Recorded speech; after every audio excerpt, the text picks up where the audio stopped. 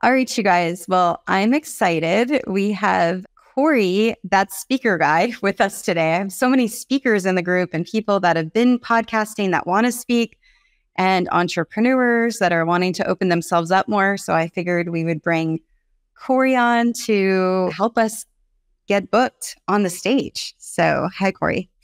Hello, Stacey. Thank you so much. Super stoked to be here. Yeah, I'm so excited. So I'm going to just make sure people see us. You could feel free to just kind of say hi and maybe tell them about yourself while I'm doing that, if that sounds good. Yeah, absolutely. So, well, I guess hello, everybody. As Stacey said, my name is Corey Poirier. I've been a professional speaker now for 20 some years. This has been my jam for a long time. And I started out as the person who did speaking on the side as a side hustle, who was getting bookings, but was doing like after dinner talks for like trading it for dinner, basically. And I remember somebody saying one time, when you're first starting, you'll pay $50 to get to speak. So I started in the trenches, real world, had no mentors, and honestly didn't know where to begin, where to go. And so ultimately, that was way back then. And I eventually, which I'll share tonight, but I eventually figured out some hacks, I'll call them, or shortcuts that allowed me to start up-leveling really, really, really quickly, so that within the second year, maybe by the end of the second year, I had replaced my corporate sales income, which was a pretty decent income.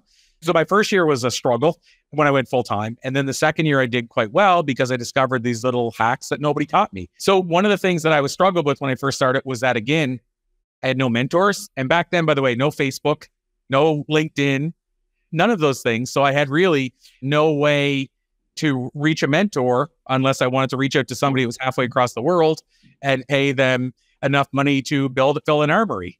And so I had to figure it out in the trenches myself. But yeah, so I started back then 20 some years ago.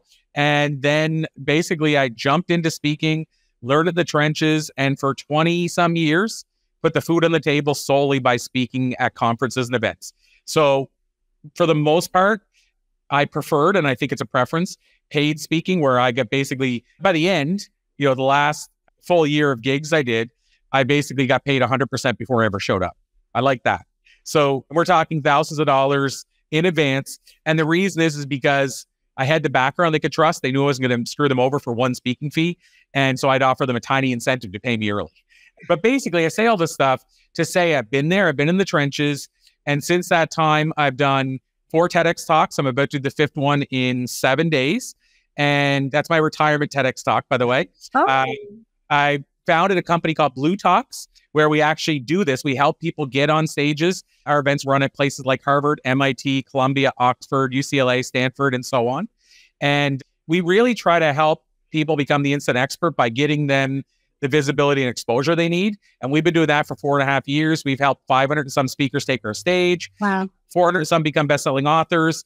And next week, we're helping 10 get on the New York Times billboard, NASDAQ billboard. And so this is our world, helping speakers up-level and helping experts up-level, helping people learn how to land TEDx stages and leverage that, and then helping people speak on our stages and leverage that, and helping people get the right stages. So Stacey, I hope that's a good enough dive through. Yeah, well, let's just say hi to people that are here. And then I can't see where this one is, but I've done talks for dinner. Oh, I like that. So yeah, I'd love to start with just kind of even the hacks. And I know you have a whole thing we're going to kind of go through. So let's kind of talk about who's here. We have some people that have been podcasting that haven't yet spoken, right? And they're like, what do I even do? And then there's the people that they've been speaking, they've been maybe going through the programs, learning to speak and learning to improve all of the things, and then actually want to start getting out there. And I'd love to see if we can kind of meld both together or just have different examples for both. Yeah, I mean, so I guess what I would say is speaking, there's so much I can unpack. And so I'll give one quick hack. I'll say it this way. Here's a hack for anybody that wants to get into speaking in any way. And it's the hack that if you drop me in the middle of any city and said, you got to start over, build your speaking here today, this is the thing that I would do 10 days out of 10. So I'll share that. And I will say the other thing is, here's some of the areas we can go to, because I get these questions often is, how do I get paid to speak? Well, one of the things is you have to go to the people that pay people to speak.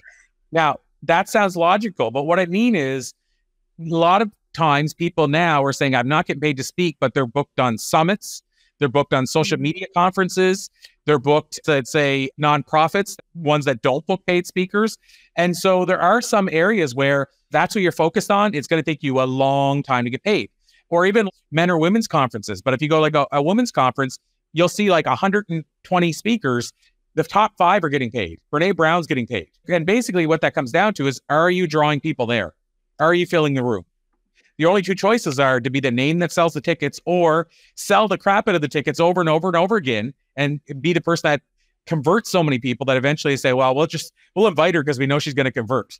To me, neither is easier, by the way. It's not easy to become Gary Vee and be the one that sells the tickets. But I'm just saying, a lot of times people don't understand that's why you can't get paid at those events is you have to sell the tickets for them to make money to pay you.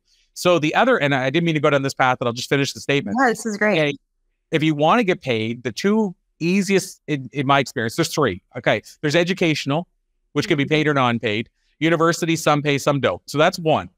And then the second one would be corporate, like corporate events where the reason they're paying is they have a conference, they have a budget, and they want to bring somebody into their staff, like a TEDx speaker that they can say, we brought a TEDx speaker last year. Did you love him or her?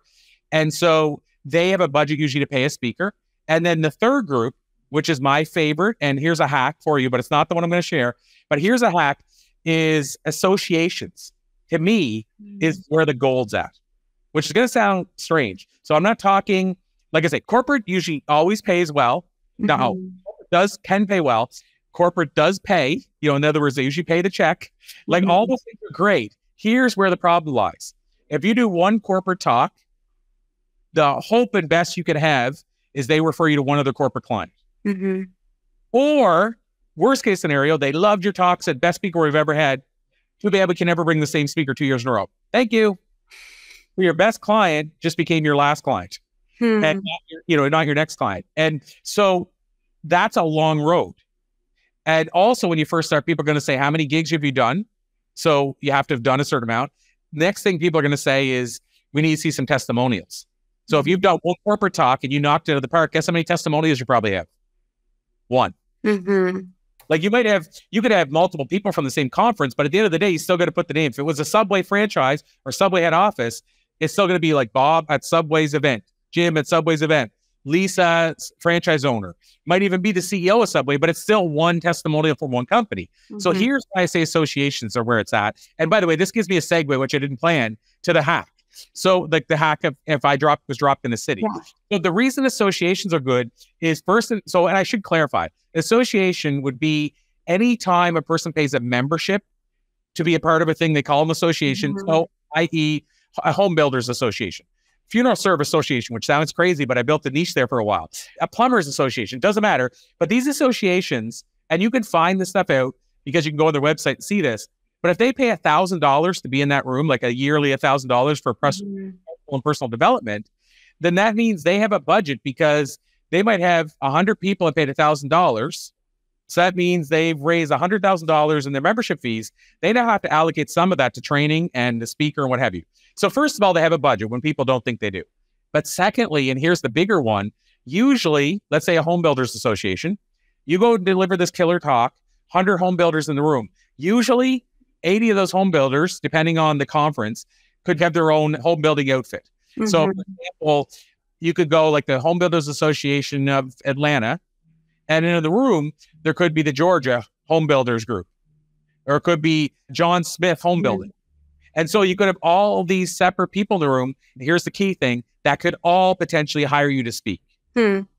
So when I talk to a funeral, I've done funeral service association conferences, the National Funeral Service Association, and in the room, we're like in the whole venue, we're like 3,000 funeral directors.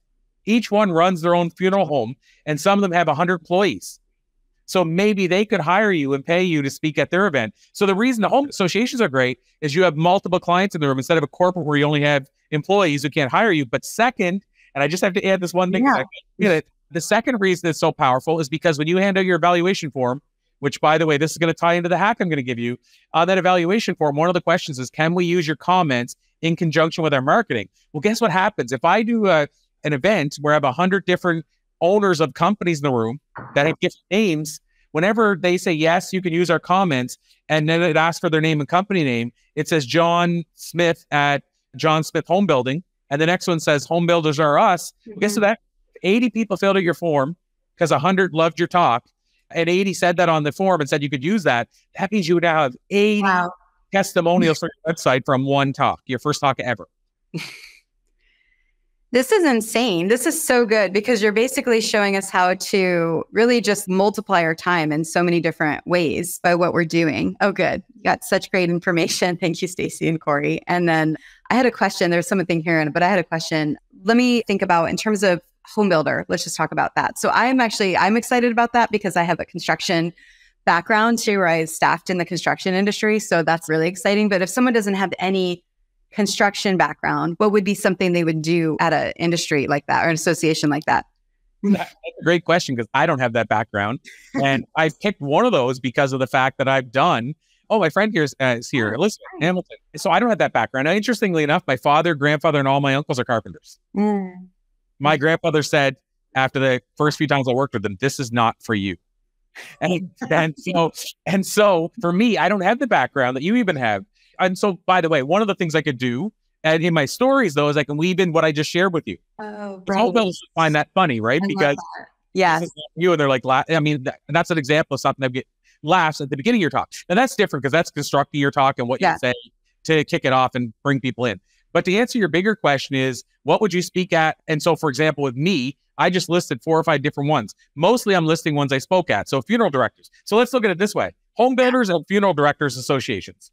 How could I go to the 2 of those and speak at those different events whenever I have never been a part of either of those industries? So there's bigger answer, shorter answer to this. One of the things I like to do whenever I'm potentially working with a client is get an evaluation form or a questionnaire filled out. And on that questionnaire, I start learning things about their industry. This is even before they hire me. And so what I really need to know is, what's your theme this year? What's your outcome? What do you want to have as an outcome? What are your challenges? And so here's why I'm bringing this all up. Is, let's say, funeral homes. I'll give you the example that they were into, which is why I started getting a lot of bookings, is the funeral homes were into the challenge whenever I was working with them, that they had a younger generation that was starting and working there, and then an older generation that was still running things. And they were running into problems because it was a different way of doing things. It could even be the son of the director, but the son could be there and he's coming in with his pants hanging down and he's on his cell phone while the family's grieving and just came in and he's talking loud enough that they can hear him. And so they were running into a generational thing. And so what they brought me in, this is both cases, that not as much the home builders, I'll explain that in a sec, but what they brought me in that case to talk about, I had 2 different things that I would talk about. One is personality types, 4 different personality types. And that allowed me to go in and help the younger people see it wasn't an attack on them, and the older people seeing, just because you've always done it this way doesn't mean it always has to be done this way. Because once you see that we all have, there's 4 different personality types, and just because you think somebody talks too much and they think you don't talk enough doesn't mean either one's wrong. So I would go in and talk about that as an example. And then another thing I would go in and talk about is how to create an A+ customer experience. So I called it how to get a standing ovation from every customer. So interestingly enough, I could go into home builders and a funeral service associations and talk about personality types or customer service without missing a beat. And a real estate is another example. And yet I would customize it to some degree to them. But to do that, I didn't have to work in the industry. I just had to know their pain points and their challenges. When I say real estate, I never sold real estate, but I would go into real estate and talk about personality types and how do you sit in an open house with a husband and a wife who have different personality types and reply to each of them in their own personality type and adjust on the fly. So that would be an example that I would teach, and that was very relevant to them. Yet I didn't know a thing about real estate whatsoever. I knew a thing about sales, not real estate. Yeah, so good. Yeah, it did. Yeah, let's say you speak about resilience, then you could pretty much go in any association and have the same talk with some minor adjustments. So it's kind of figuring out what your core message is, and then almost being able to tap into which ones that goes to. Absolutely. Yeah, this is so good because the idea of going after what's giving you your biggest buck, right? I mean, in terms of just your time, when you're going into an association, you're having access to all these other people and then all these other testimonials. So what would you say, what's the easiest way to go find the associations? Is it Google, or is there some kind of special place that we look? Yeah, so I'll answer that. And don't let me forget to come back to the hack later. We still got I thought that was already the hack. That's so funny. I look at when you're spilling nuggets and I'm already thinking that's the hack is going to. he kind of leaned into it a little bit. So this one here is a little hard to explain visually without showing, but I'll explain it because it's harder to explain visually, but it's easier than trying to set up and do share screen right now. So I'll explain it as best I can. But basically, here's how you find, okay, here's how I found associations. What a lot of people tell you is do Google alerts. My problem with that is you're going to sift through so many ones that conferences where you have to pay to speak or buy the registration to ever find the ones that pay. Usually you have to dig for any gold. And so you have to dig a bit for these. So ultimately, here's how you find it. Now there's different websites that list speakers. So if I want to book a speaker, I could go like almost like a speakers bureau, let's say. Mm-hmm. There's bigger websites, so they list more than just the speakers bureau amount. But even a speakers bureau amount would work. If you go into some speakers bureaus, they'll say what the speaker speaks on that you're looking at, how much they charge, and a whole bunch of other little things you can find out. So what you want to do is find out speakers that speak on what you speak on. So let's say I speak on customer service. I want to go wherever it is on a bureau, let's say page. My ultimate goal is I'm just trying to find out the name of who speaks on customer service and charges what I want to charge. So let's say I charge $10,000. I speak on customer service. I go on a bureau website. I find Jim Smith, who speaks on customer service and charges $10,000. Then what I'm going to do, and you might not find it on every website, but on a lot of speakers' websites, they're going to have a thing that says client testimonials or rave reviews. So what you want to do is you want to go find out who hired them. And then basically you want to know how, so there's some science to this because you got to figure out how to reach that person properly, what to say to them when you reach them. But the bottom line is whatever you do, even if you mix it up, you're still going to have a lot more success because you're reaching targeted people than what 99% of the speakers do, which is just keep throwing a coin in the water and hoping they get some luck. So what I'm saying is the great part about this is you know what they paid this person, you know what they spoke on, you know they're a fit for you, and their name is usually there and the company, but it's how do you find their contact info? That's more of the magic sauce. But what I just shared with you, 70% of it, all the up to that point is game changing. Yeah. If you just did that, nothing else. You could Google their name and even probably find their LinkedIn page and then go on LinkedIn and find them. The only part I won't share with you because it would take me the rest of the call is how to actually find their name because that's a science almost. Yeah. How to find the email if you're emailing them, how to find their phone number if you're phoning them, what to say so it doesn't show that you found them on somebody else's website. Now, there's nothing wrong with doing that. It's public, but most people won't like knowing that you found them by creeping them on a website. Yeah. So it's what you say, and that's a whole part of it as well. But that's a happy accident that honestly, Stacey, nobody shared with me. One day I was just like, I kept for months banging my head against the wall saying, how do I find the person that hired? And then one day it just popped in my head. I'm like, they're sharing it with me publicly. They're putting it on. You know how it came up is that I realized I was sharing it. So I was like, well, I've put the names of all the people that hired me. And I was like, should I hide that? And I'm like, wait a minute. Other people put that. And then some of them, then I said, well, but I won't know how much they charged, right? They might speak for free. That won't help me. And then I was like, well, how would I ever find their fee? Because they don't usually share it. And then I went, oh, wait, but some bureaus put their fee on the website. Anyway, you see where I'm getting with this. I love it. It's so my language. And I have an audience accelerator program, and one of them said reverse engineering. I love teaching that the same concept. I just haven't done it with this. And it's so cool, right? You find out who the people are, where they live, what it is. And you're not waiting for an algorithm. That's my point. I think a lot of people are waiting for something to come to them, but you're literally showing people how whether they work with you directly, you do it for them, or they can go get it on their own, which I love all of it. It's so good. Yeah. I mean, like I said, it was game changing for me. It truly was. So I shared with you hack that, there were some hacks that I started about the second year in, 2.5 years in, that basically changed everything and started amplifying my revenue. That's one of those hacks. We basically figure it's responsible for about probably 25% of all my paid bookings over the years. Wow. That one thing. It might be higher. That's because that's not including the referrals we got from the people that we get that way and all the other stuff. That's just how we got those people from start. Incredible. So we have go after associations because you're getting access to all the people that are there, and that sort of amplifies who you can be in front of. And then the other thing is looking up the Speakers Bureau, finding out the people that are like you that are speaking under the same topic, and then who have they spoken at and who's giving them testimonials, and then going after those people. So I mean, seriously, this is so powerful. Oh, well, I mean, thank you. And it's what I wish people would have taught me when I started. And I didn't mind having to invest to learn that stuff.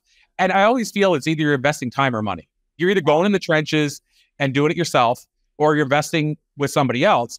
But I always said that I wanted to share as much as I could to help people. And I find people find their way to me anyway to work with me, sometimes because they're like, I don't want to do this all on my own or what have you. But I shared this with you before we set this up. Is I'm totally not one of those people that runs a webinar and then shares 5 case studies about how people did it working with us and then says, sign up for a program and we'll help you do it too. I don't know the best way to say this. I don't like wasting somebody's time. And these days I don't have time to go to many webinars. So the only ones I'm going to ever make it to are ones where I know the people and I know that they're going to over deliver. And I just don't go to the ones where I suspect that's what's probably going to happen. So I don't want to be that person is what I'm saying. I don't want to be compared to that person or that person that convinces you to get there only to try to tell you, but wait, you got to sign up here to get more. I have that same belief. And I just think I love aligning myself with people. And so I love that you said that even before we got on. What do you think else they should know? And I'd love to open this up for questions. And Minnie's here. I'm checking to see if she wants to pop on with us for a minute, but just curious, what else do you think is important for them to know for people that are wanting to really get booked on stages? One of the things that I didn't know early on, and now because I know it, I've shared so often, is the power of positioning. So when I say the power of positioning, what I mean is, so I want to try to be careful with this because my pet peeve, my rant, and I may have even shared this when we were talking, but my rant is somebody who takes a picture of a Rolls Royce out that they see on the road or does a video that they don't own and then runs a Facebook ad saying, let me show you how to get this car that I never bought and make the $1 million to pay for it that I don't have and I've never made. That's my pet peeve. So I struggle sometimes with the balance between positioning yourself to look like somebody or not.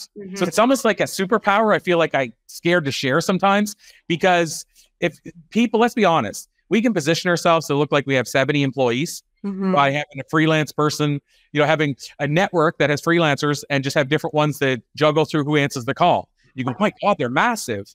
We can create that perception. We can create the perception that we're great at speaking if we lucked our way into a TEDx talk or a friend convinced us to do one or gave us a talk. And all of a sudden we post that everywhere and say, hey, I knocked it out of the park on TEDx talks. What I'm saying is positioning scares me in one way, but it's also a superpower. And so what I say that as far as positioning, I want to explain that now. So I said it because you're saying, what else would I want people to know? Well, I wish I would have known early on how powerful positioning is and made it more conscious effort to position myself. So how do you do that?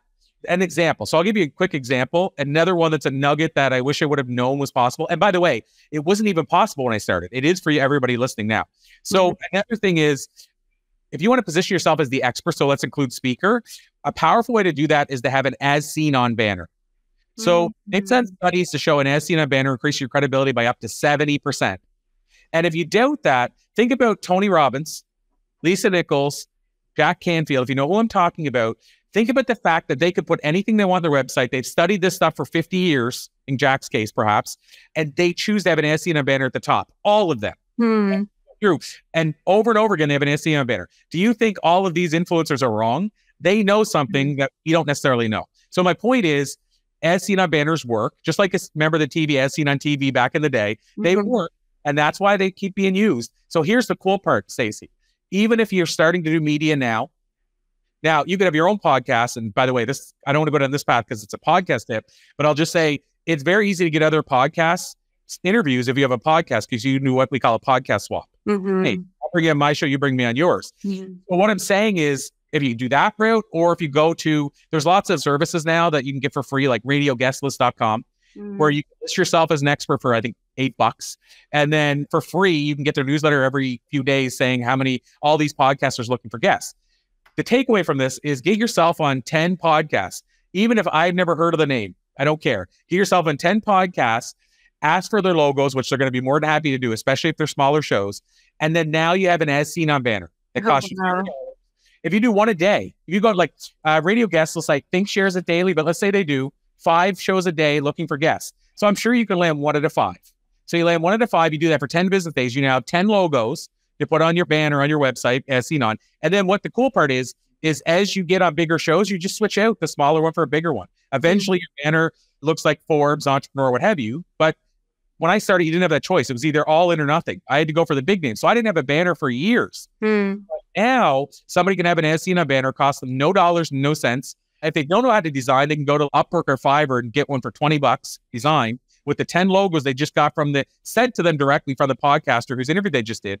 And they can then leverage those podcast interviews for clients who say, well, hey, speak on the podcast on what you want to speak on. So let's say it was customer service. Then you could go to that client who's thinking of hiring you and say, oh my God, Stacey, you asked me about doing the 4 tips for whatever. Here's a podcast where I just talked about this if you want to check it out. And now all of a sudden they see you as the expert. So maximize that podcast you're just on. Anyway, that's so good. Oh my gosh. You ask for more. So yeah, it's great. And you guys feel free to ask questions. I've got a question here from Minnie. Do you have any recommendations on how to get the speaking engagement once you find the right group and association? It's a great question. Yeah. So there's a couple of things I would say there. So I didn't say this. One thing I would do, so this is the big hack, but it answers the question. So, and it's not the big hack, it's a big hack, as I'll say it that way. What I would do if I were start, so if you drop me in the middle of nowhere today, I would pick up a phone and or email, but phone's going to get you better results. We don't like hearing that because email's easier, and you can do with that system I mentioned earlier by hiring a VA. That's probably going to be via email. But my experience is, the best way I can say this is, you might be 1 out of 100 on email finding an opportunity. You might be 1 out of 10 on phone. Problem is you got to reach the person. But the point is, what I would do is I'd pick up a phone and I would call a chamber of commerce or something similar. So chamber of commerce is going to talk to you because they need members. So they're going to actually answer the phone and talk to you. So you want to talk to event coordinator, whatever their title is. It's going to be a different title, but basically they are responsible for the chamber events they run for members. And what you're going to say is some form of, I normally charge whatever you normally charge, but I love what chambers do, believe in it or whatever that, and I don't mean make this up. I mean, whatever it is true for you. And so I would be willing to come in and do a no fee talk. Remove the word free, no fee talk. There's a great, I don't know if this is my quote or if I heard it from somebody else. So I'll say it as mine, but I'll say it could be somebody else's. But there's plenty of good reasons to speak for no fee, but there's never a good reason to speak for free. So you get rid of the word free because then you're going to devalue yourself.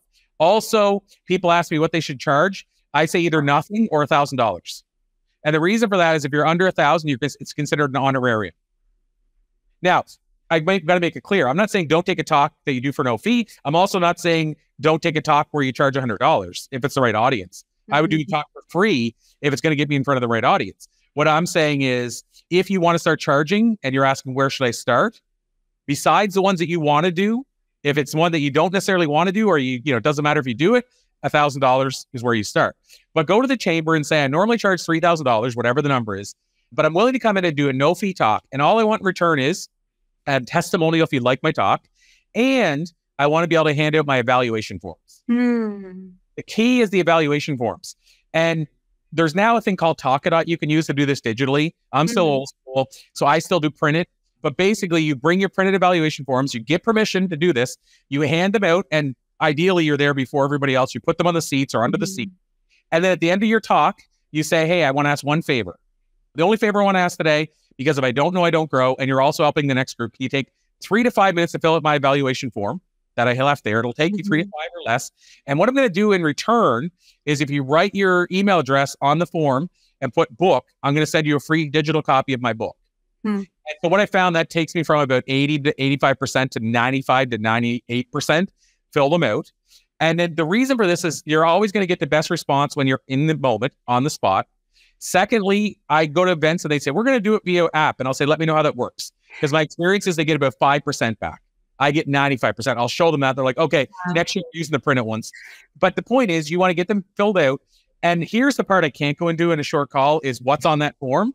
There's like 8 or 9 key questions. But one of them is, do you know of others who could benefit from a similar talk to the one I presented today? And if so, can we follow up with you? That's the question that's responsible for another 25 or 30% of my bookings. Now, I have questions that lead into that question to make it so they answer it. Why I will say I think that question works so well is because people have just watched your talk and then they go, uh-oh, I got to get back to the office. I'll get back to her later and hire her. Or there's 10 people in front of her. I can't wait. Or I'm scared to approach a speaker.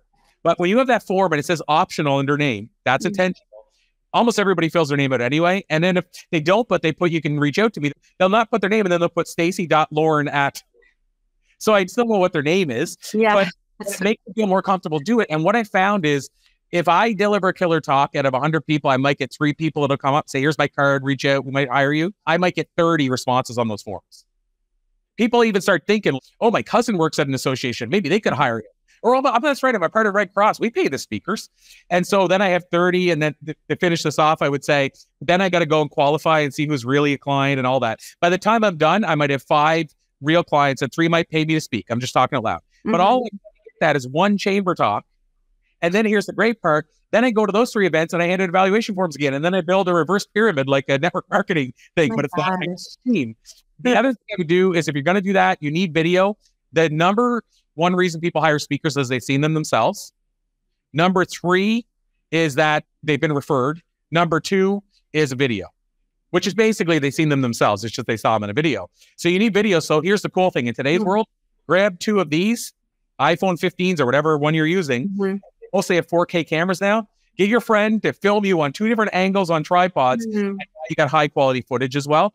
So that's what I would do to start from scratch. And that's how I kind of built this big thing when it started building. But to answer Minnie's question, because what would I do to get hired? Well, obviously the chamber one I mentioned, you're less because you're offering to do it no fee. Now, don't think that means a chamber will hire you because you're no fee, because chambers can get in politicians and heads of companies. But what I'm saying is if you have a good enough, compelling proposition, then it's easier and you're in front of the right audience. Now, having said that, to get hired, there's a whole bunch of things around this. But one thing I would say is you need to stand out, because this is a scenario. Let's say you're already talking to the client and they're saying, why you? So obviously things like having a TEDx talk or a Blue Talk, what we help people with, because the Blue Talk, you might be at Harvard or something that has a lot of cachet. Having that video is going to help because you need to stand out, and them seeing you speak is going to be a thing that lets you stand out. And it doesn't matter to me, again, if you film this on your own, as long as it's high quality, but you need video to stand out. But that's still probably not going to make you stand out as much if you're competing with 5 or 6 other speakers that have maybe really high quality video. If you do a TED Talk, it'll be, even if it's not high quality, TEDx's have a certain prestige. Our videos are always 4K, so it's not high quality. But even if you don't have that, the other thing I did early on that I found other speakers weren't doing is I offered things that nobody else offered. So if you want to stand out, offer what nobody else will. So for example, one of the things I said, which I never seen another person ever say, oh, the other person offered us this too, is I would say, what we'll do is in 30 days after the event, we're going to do a virtual Zoom with all your staff and do a refresher. Because most of your employees will stop doing what I showed you 2 or 3 weeks in. So let's get them back into it again a second time and at least get a second kick at the can.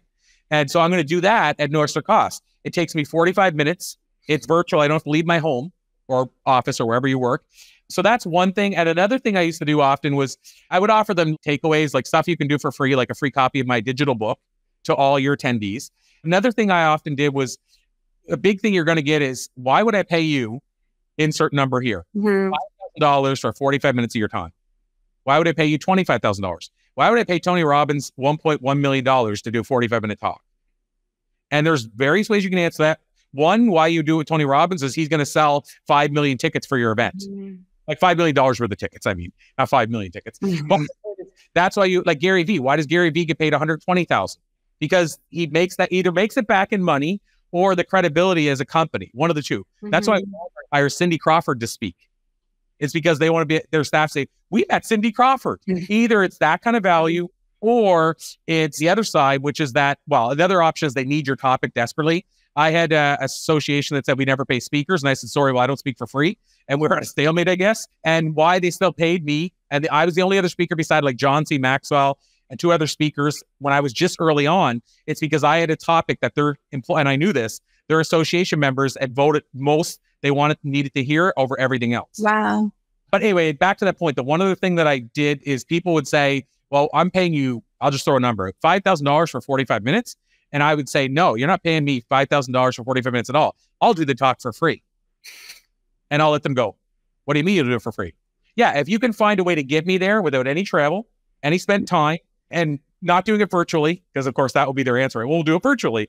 Not doing it virtually. If I can be there live and you can find a way to beam me there, if you have that technology, I'll do it for free. So let me answer why I say that. What you're paying me for is leaving the family for 3 days, dealing with airports, airplanes, rental cars, all that other stuff. What you're also paying me for is the 25 years or whatever amount of time, but in my case, 20 some years that I spent learning this. And I tell them, you know what? If you paid $50 for me, my first speaking talk, you were paying more and wasting more money than you would be paying $15,000 now based on what I know now. So what I'm saying is you're not paying for 45 minutes on the stage. You're paying for me to personalize it for you, prep it, travel to get there, travel back home, and so on and so forth. Then the other thing I would say is, how much did you spend on the cookies? What do you mean? The cookies for your event. Oh, and they might not get into that detail, but what did you spend for catering or whatever, right? Yeah. Well, $1,000. Okay, let me ask you a question. If I can make a difference at your event, are you going to remember me or the catering more? So, and then what I would also do, and I'm not saying I would be like that. Yeah. But just that's the stuff. You're confident though. Like you're going in, you're not like, oh, I wonder if they're going to pay me. Literally, you have your worth before you even go in, which is probably where it even comes from.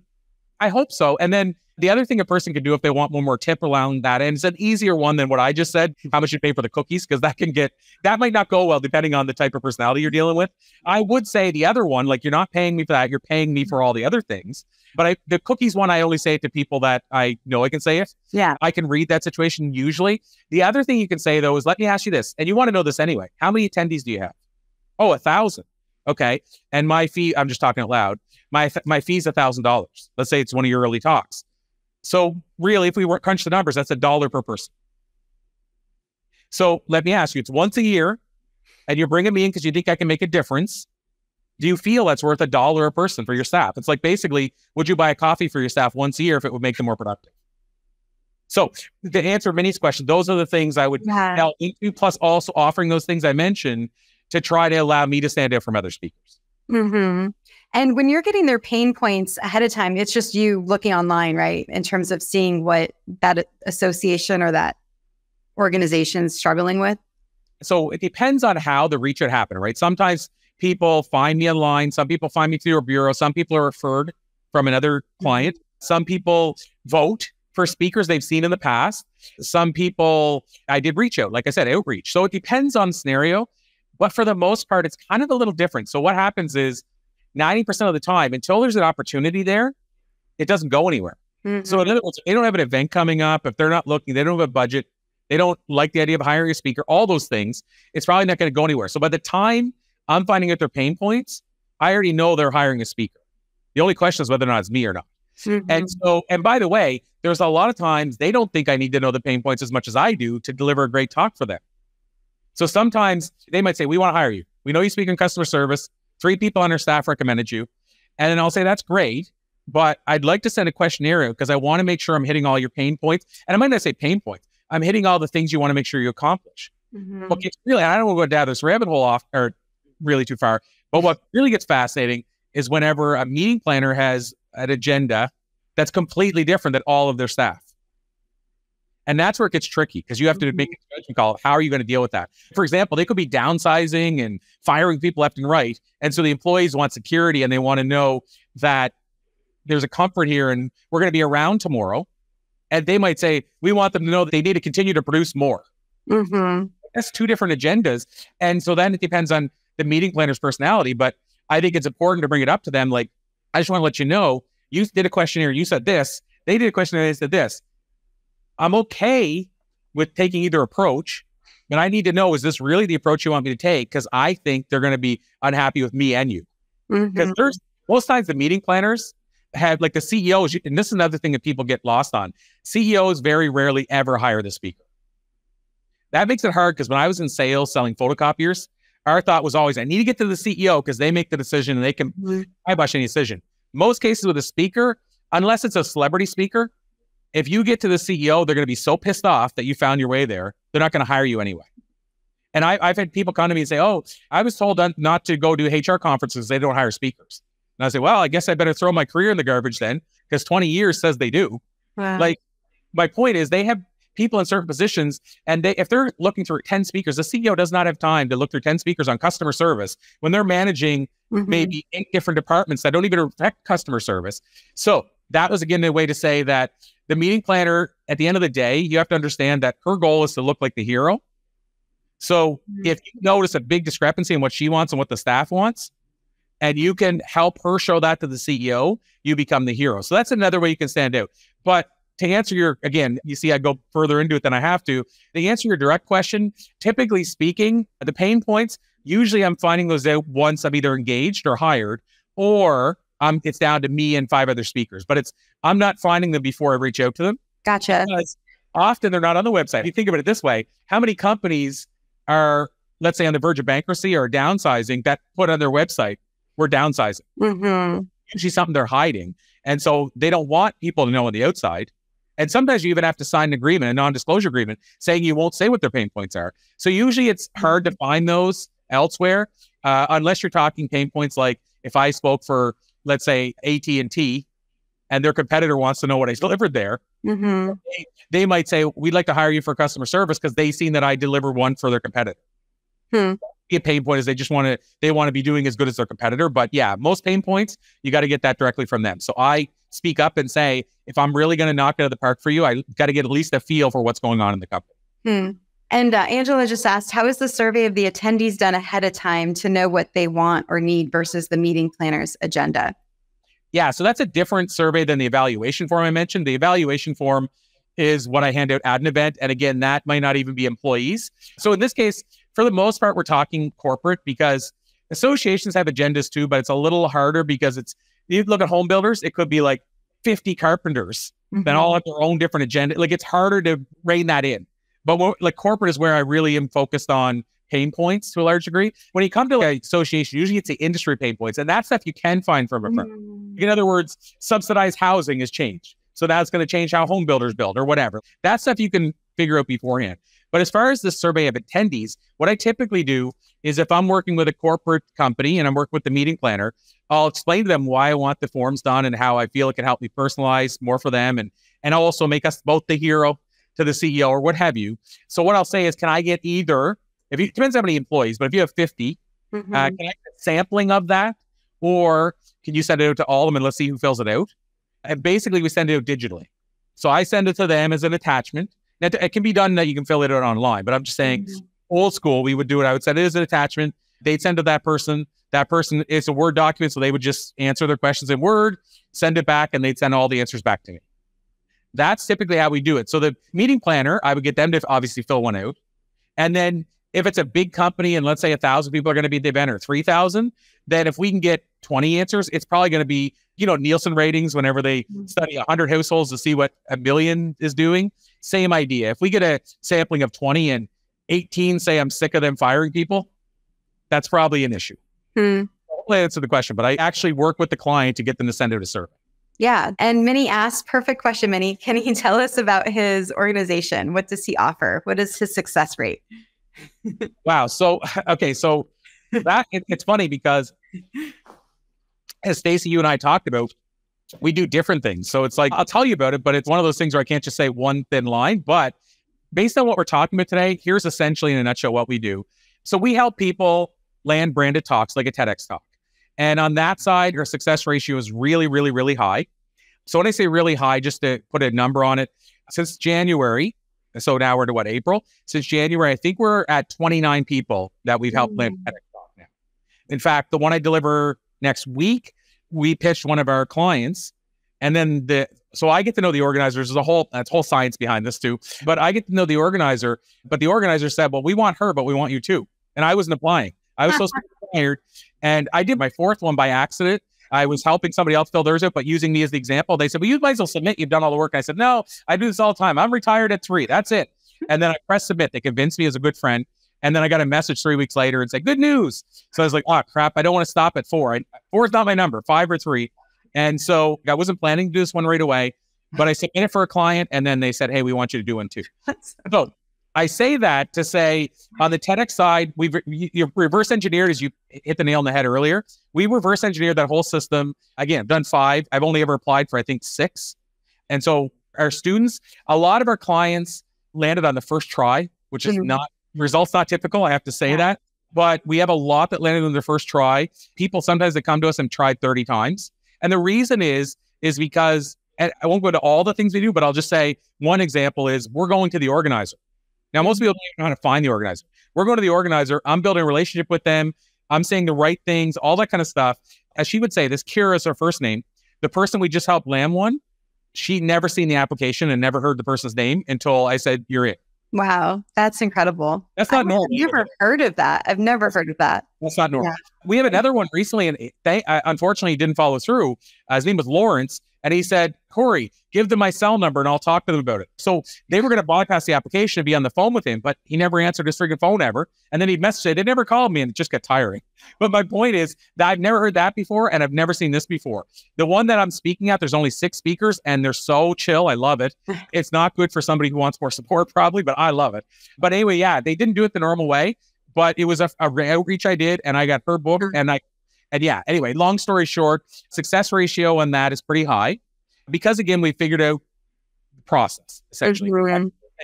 So that's one thing. The other thing we do, which started 4.5 years ago, which is why I don't talk about me speaking daily as much as I used to, is because I switched my focus to founding this company and helping other speakers. So I said I used to be the surfer, the speaker with the mic, the surfer who said, look at me, I'm doing stuff. And now I'm the guy behind the waves of 250 other surfers creating waves for them.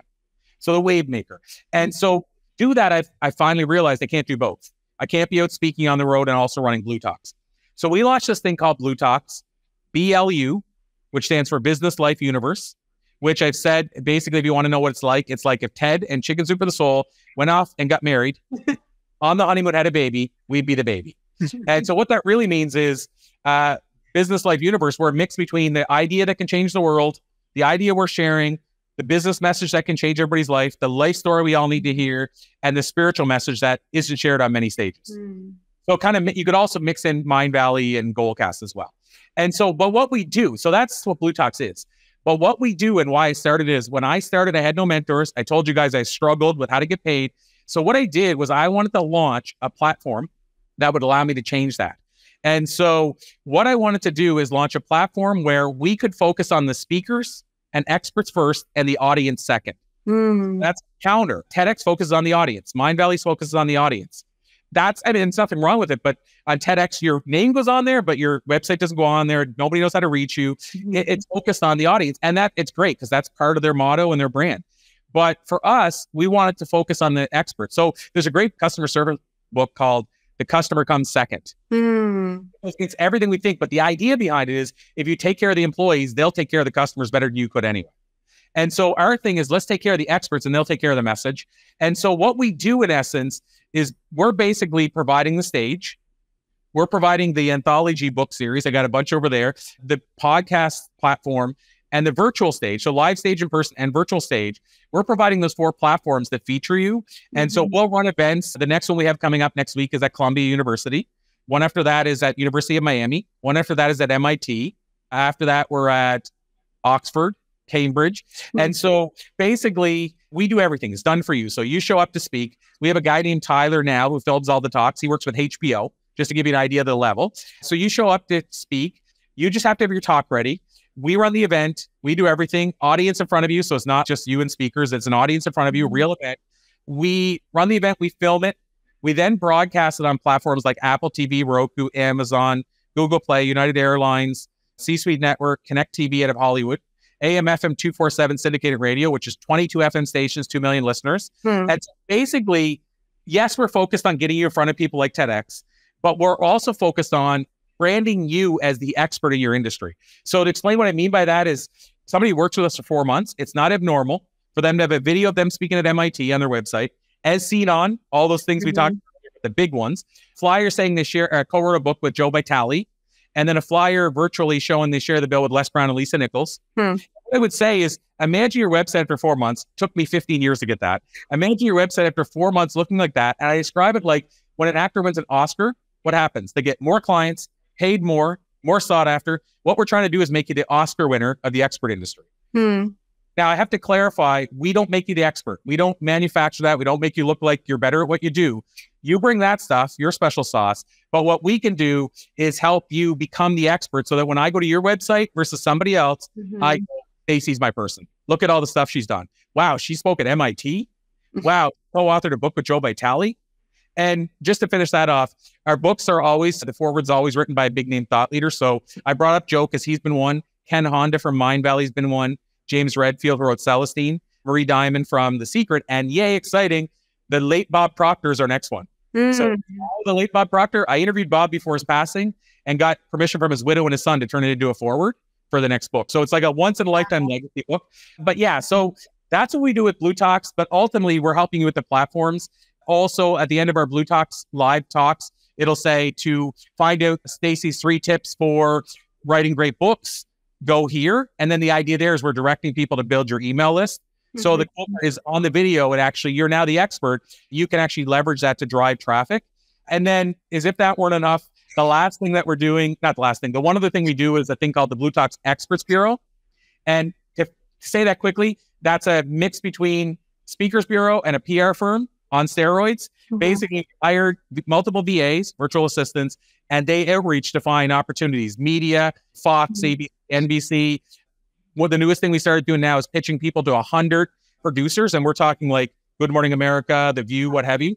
That I had got the producer's info. We're pitching each expert to 100 of those producers once. And then every day we also find shows for you to get on, podcasts, speaking opportunities, and so on.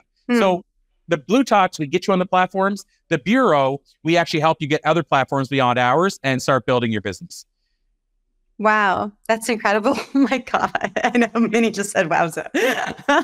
We're going to do this in an hour or so. That was really good. Oh my gosh. Well, you guys feel free to share some love for Corey, because that was beyond, I cannot even imagine. And share your website and how they can get in touch with you too, please. Okay. Yeah. So I guess probably the easiest path is if there's different answers to that. So if people want to learn more about Blue Talks or TEDx, like planning a TEDx, what have you, they want to learn more about that stuff, what I just talked about that we do. The easiest path, and I know this is different than usually we give a website, but I don't want anybody that's on here, shouldn't say this, but I'll say it. I don't want anybody that's on here to necessarily have to go through our team. So I'm going to give you my email because I'd rather you should come directly to me. And our team's not massive, but we got like 14 people and we have 5 on our sales team. But I'd rather you go directly through me for this. So it's easy. It's Corey, which is Corey, E is important there, at bluetalks.com. And the E is not in blue, so it's not important there. So Corey at BLU talks with an S on the end.com. If you send me an email there, I mean, no matter what, just to make the connection. But if you do want to know more about the stuff we do to help people become the instant expert, definitely send that email and I'll circle back. And then I don't want to confuse people because sometimes when you give 2 links, people don't go to either. But I'll just say, we didn't talk about it all today and I'm not shamelessly promoting it. But the newest thing that I'm doing, in case anybody is curious, is I have a book coming out called The Enlightened Passenger. It's a fictional parable similar to The Alchemist or the Celestine Prophecy or Og Mandino's books. And it's literally available now for order. But I will say it, but I don't want to confuse people. But there is a website for it, which is thisisthebook.com. So thisisthebook.com. The cool part about that site is you still go and buy it from your favorite retailer. So you're not buying it from us. But what it shows on the site, the steps. But you go and buy it from your favorite retailer. You come back and put the order number in. And then what happens is you get 5 cool bonuses. Oh, wow.